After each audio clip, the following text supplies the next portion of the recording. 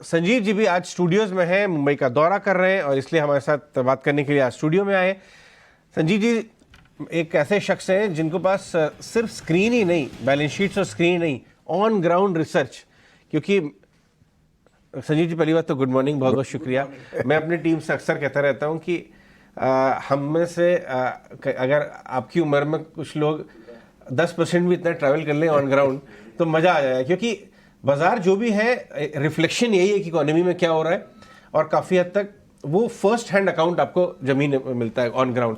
तो जूनागढ़, राजकोट और सोमनाथ जी के दर्शन करके हमारे साथ आए हुए हैं संजीव जी।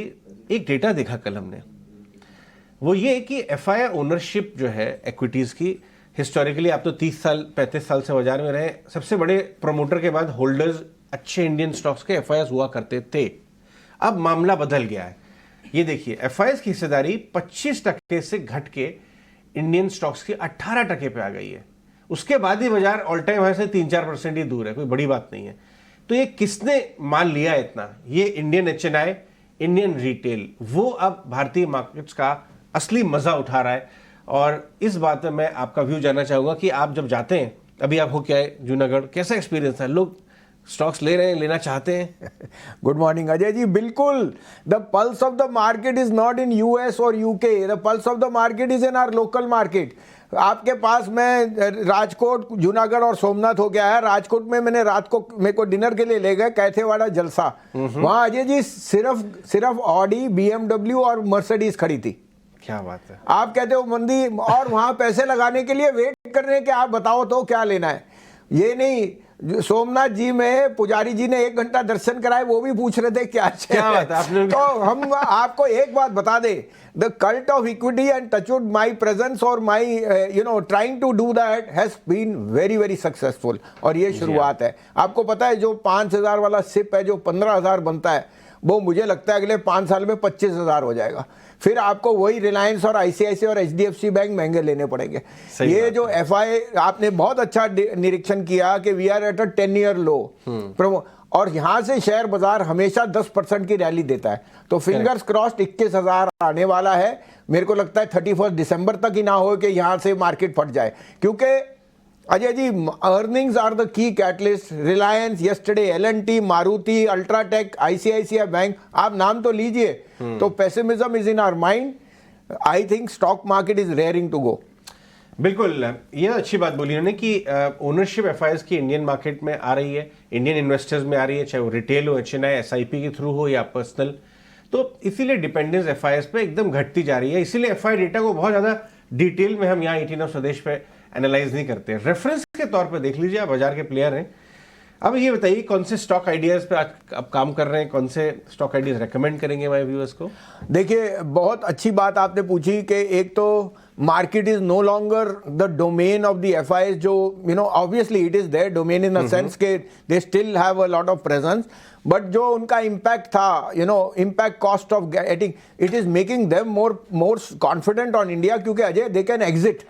नहीं तो बाकी मार्केट से एग्जिट नहीं होता। एंट्री होना मुश्किल, इजी है, exit they have been able to sell more than 3 lakh crore and the market is still near new highs, exactly, which tells you the confidence of the retail investor. Ajay ji मेरे को लगता है bank Nifty is a must have, और मैं 2 banks बोलना चाहता हूं जो मुझे अर्निंग्स पे बहुत पसंद है। सबसे पहले आईसीआईसीआई बैंक, आज लेंडिंग रेट में थोड़ा बढ़ोतरी आ गई, which means NIMs are going to be on the upside.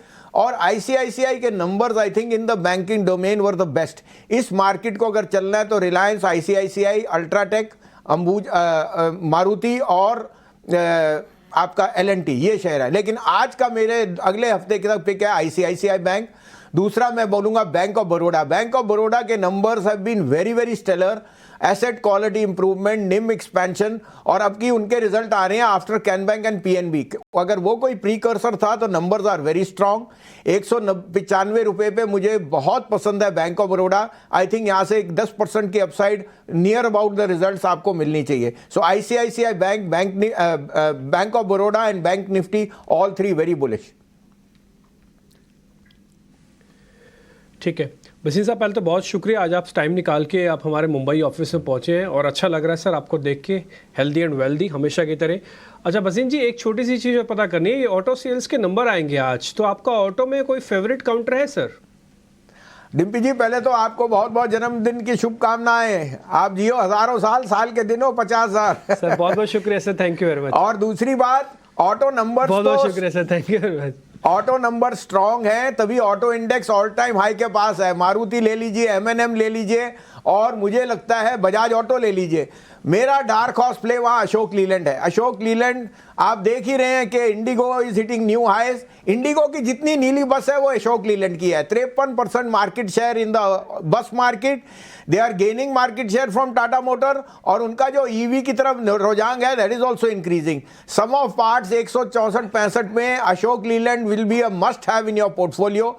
दूसरा मेरा पिक है Bosch, on the back that as an OEM they are in all phases, it's the most complete OEM in the world, और India में तो और वो market share gain कर रहे हैं। इन दोनों पे मेरा बहुत अच्छा पॉजिटिव रिस्पांस है।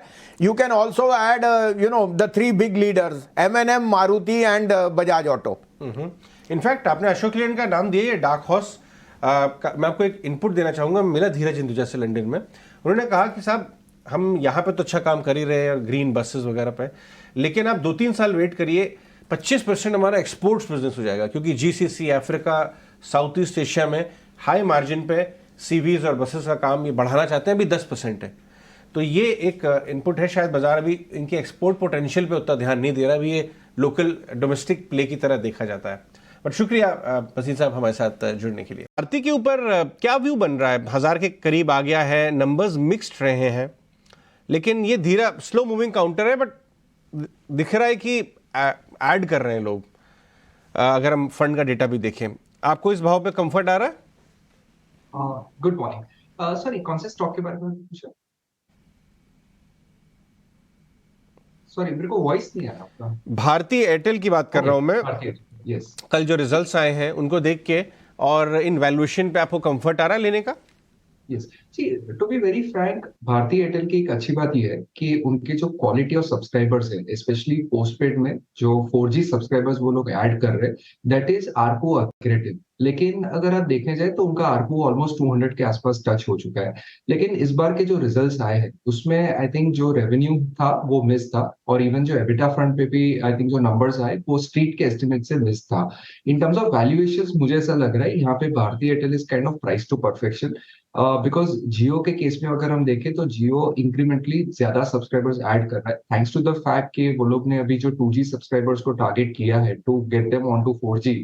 भले भी वो लो कॉस्ट डिवाइस पे है और no doubt it's a low ARPU churn, लेकिन आगे जाते आई थिंक मुझे ऐसा लग रहा है कि Jio will be giving a tough competition to Bharti, जहाँ पे भारती के जो आरपूस है जो 200 के ऊपर जो जा रहे थे वहां पे आई थिंक थोड़ा स्टेडी हो सकता है। सो मुझे ऐसा लग रहा है कि आई थिंक यहाँ पे Bharti Airtel seems to be priced at perfection. अगर कोई गिरावट आती है 10-15% की इन कोर्स ऑफ करेक्शन तो वहां पे आई थिंक एंट्री कर सकते हैं, लेकिन यहाँ पे आई थिंक रिस्क रिवॉर्ड मुझे फेवरेबल नहीं लगता। एक्शन वाली बात तो आपकी सही है।